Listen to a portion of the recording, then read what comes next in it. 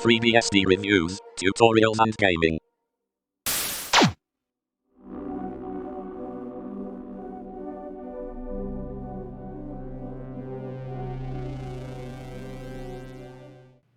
Installation shown here was in a VirtualBox, but it's the same as it was on the review machine.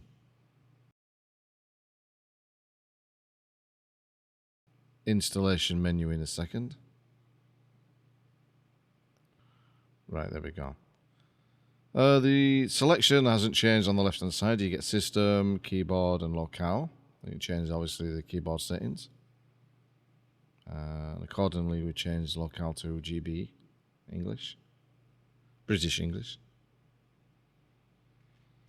And change the clock to Europe London. Oops, sorry. Europe London. If we can find it. It's not the fastest scrolling up, but we'll get there. Oh, there it is, yeah. And next, I think. Yes, that's right. Single partition. Obviously, this isn't a VirtualBox, so we only had one disk, and we'll just go through the basics. Create a swap. There isn't one by default. Oh, a little bit more. It's always strange when you try a new OS and the mouse always is a little bit more sensitive or less sensitive than what you're used to. That's fine. Yep, sure. Right, okay. So you've got a good selection that you can choose from. The funny thing is that when I actually installed on the test machine, I got slightly less of a choice, which is unusual. And I'll show you now. There you go. On the test machine, sorry for the blurry camera work. On the test machine, there was no internet options. So I couldn't install Falcon or anything like that. And obviously, you know, it's a slightly different choice. But yeah, you get more of a choice on the VirtualBox install than you do on the real hardware install, which is unusual. But hey, there you go. We'll change it to Bash. I think that's pretty much all. QTerminal, yes. There's a terminal applications install again.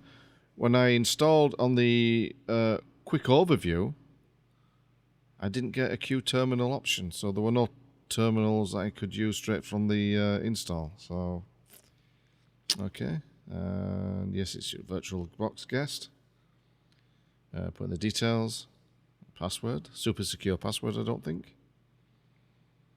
Bada bing, bada bada bada boom. And name, RoboNuggie. And again, password. And again. And shell is bash. Okay, that'll do. That's just a summary of what we did, and we'll start the install. I'm not going to wait for it to install. I'll skip this part and we'll get back to when it finishes. Right, it's finished, and very nice. And we'll just reboot the machine. I'll make sure that I eject the DVD, and we should be good to go. Right, here we are on the desktop of Project Trident 19.04, and yeah, I've been using this for my exclusive desktop, as it were, for the last 3 days to get a better feel of the operating system. And I can say that perhaps I was a bit too quick off the mark with my overview. I didn't exactly not like the operating system in my overview, but I should have been more tolerant. I should have been more patient with using a newly out of the stables OS. It's kind of weird as this one, because it really there's nothing majorly different that I can do a review about that I haven't already said previously, because there's not so much different from previous releases. You know, it's not. Some people will focus on the themes or the inner workings of the operating system, but really nothing major has been changed in this release. It's kind of good, and also bad at the same time, in the sense that they must feel confident enough with the product so that it doesn't need to be majorly reworked. But it's bad in the sense that you want to see a progression of the operating system, because I don't feel they're quite there yet. But, you know, it's fine. The memory consumption is not bad. It hasn't been up long since I restarted it, but 696, I mean, that's with simple screen mirror recording. Not too bad. As you see, it comes with ZFS already installed. There's not an option to not have ZFS, I don't think. I can't remember. It installs the NVIDIA drivers automatically. It detects the environment it's been installed in. So I say, for instance, you install in VirtualBox, it'll do the guest editions. Install with an AMD, it'll install that driver. And again, with NVIDIA, installs that driver, which is good. This is fantastic. Takes the guesswork out of it for those perhaps unsure of on which way to proceed. But no, it's not too bad. It did well in the Lightness security score testing, which I was very impressed by that, actually, because with no additional hardening, it performed very well. In fact, probably one of the highest I've seen. Like, again, I'll have to check on the actual figures to compare, but it's quite high, which is always good. Right, we're going to run Lightness, which is something which I like to do on a new install of an OS out of the box. This one, technically, I've been using for a few days, but I haven't hardened the OS at all. Oh, we're just one version behind, okay. Not too bad. Let's going down nicely. Yeah. Oh, wow, look at that, 77. That is extra. That's very good. I like that. This is without any extra security hardening. Very good. I'm not sure, but I'd like to say that's the highest one so far. Possibly higher than hardened BSD. Wouldn't that be up for it? And even possibly better than OpenBSD. Let's have a look. For those who wish to know these things, we'll go and have a look at the theming. Preferences. Yeah, all desktop settings. We'll have a look. Let's drag that over. Because I'm on two monitors at the moment, it of course appeared on the monitor, which you can't see. This is your overall desktop settings. It's kind of weird for me. If I was to go to the control panel, so you got all desktop settings, and then you got control panel. The actual control panel looks very, it's quite sparse compared to the desktop settings. So whether or not, I don't know whether or not perhaps some of these could be integrated into one. I don't know. But those who are interested, you do get quite a lot of different options to tweak the way it looks, because the Lumina 1.5 desktop is actually sat on top of Fluxbox. I mean, because there are plans in the future to completely rewrite Lumina, so it's no longer depending on Fluxbox, but that probably won't happen until they reach 2.0. That was really put on a hiatus because of the transfer from TrueOS to Project Trident. Lumina 2.0 is the one that's hopefully it will become its own thing, as it were.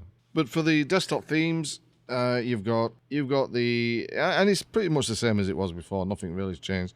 Windows and Fusion. So if you want to change the overall look of the overall scheme of the windows that you have on your screen, you can change it to custom, so you get different colorings, dark, if you like your dark themes like that. That doesn't actually look too bad against the background. That's not too bad at all. I'm not a fan of dark themes, but this doesn't look too bad against the background. And yep, so you got dark, you got simple, which is the lighter one, which I tend to always use. Sand, which is an off-white. Looks like my monitor's breaking when I put this on. And dusk, which is a kind of a greyish. Yeah. That's not so bad either. Gives it an industrial look, I think. A darker one. Let's see the difference between that and Trident Dark. Alright, the dark one is actually darker. So you got that. And then you've got your airy one, which is very much like the simple. Although it does go into different colours when it's not focused in, so let's have a look. Oh yeah, I like the airy one, that's good. I like that. You keep that one. So then you got your active palette, and it lets you change the active and inactive windows. Your effects, again, you know, you can change the way that it fades, animates, closing and minimizing and maximizing your windows. Double click intervals and single click. Activate item on single click. Like that. Fonts. Yeah, you can create a fonts.conf if you want. Icons, there's not a great deal of icons, but from what there is, you know, I don't like them ones. Material design, I don't know what they call material for. See that one, practically, that's no good. Trident Dark. I think Trident Dark are the system default. Breeze Dark. So I'm going to put Trident and add waiter. A lot of people are familiar with that one. I'm going to put Trident Dark on. Let's have a look. Yeah, Trident Dark's good. Cursors, you want to change the cursors? I'll leave it as it is. General styles. Now this one is, say for instance, you change the way that your desktop icons look. Here is top, my preferred way of measuring system resources. And at the moment, I've got quite a few Firefox sessions going, each one with several tabs open. And of course, simple screen recorder going, which does consume a lot of CPU time. But at the moment, it's using 2.3 gigabytes of active memory and 2.1 gigabytes of inactive, which is reserved for future use. Leaving me 24 gigabytes free, so I'm not going to really feel it.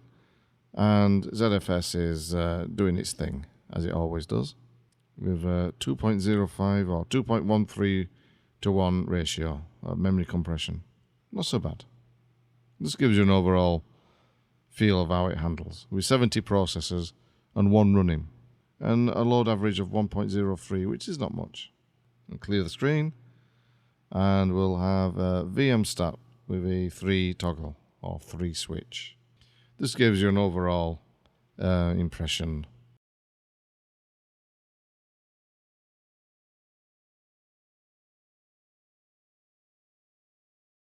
IOStat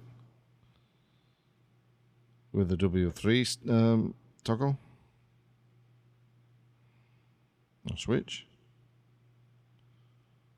The reason why I'm saying toggle or switch, I actually got someone who said you should call it toggle, and I've read everywhere that you should call it switch, but you know, it doesn't matter. This measures the disk throughput.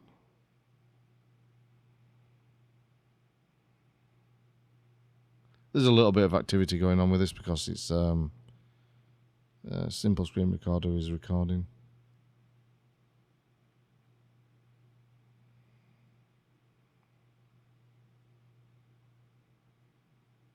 Put systat. Also with the IOStat switch.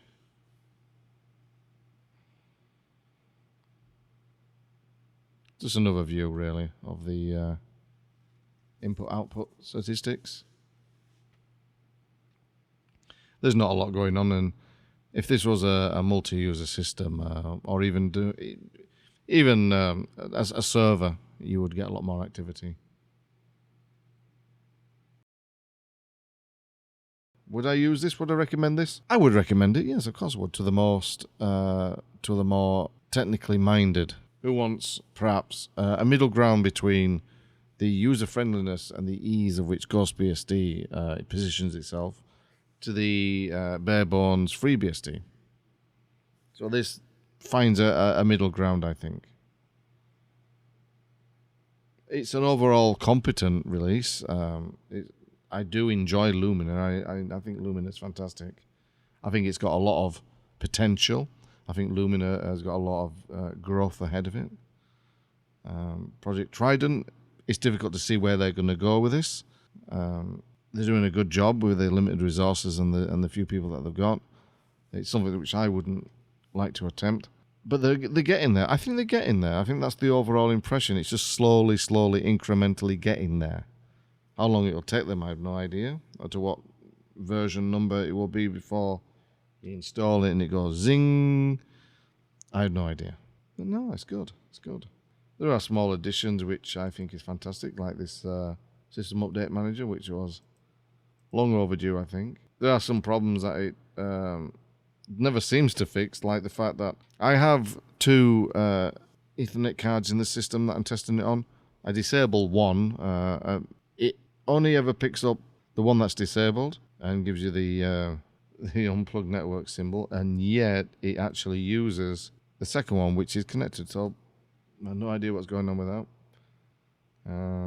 It plays, as in the overview, it there's not a problem with it playing files and videos. The codecs, everything works fine. I would say it's recommended, and maybe I wasn't harsh, but maybe I should have given it a bit more time. But yeah, Project Trident's getting there, and I actually do look forward to the next release because hopefully now that they've got this new branch going, this 19, they can work some of their magic into it that we all saw with PCBSD and TrueOS. So yeah, I'm overall very happy with it. That's it. Thank you for watching, and I'll catch you next time.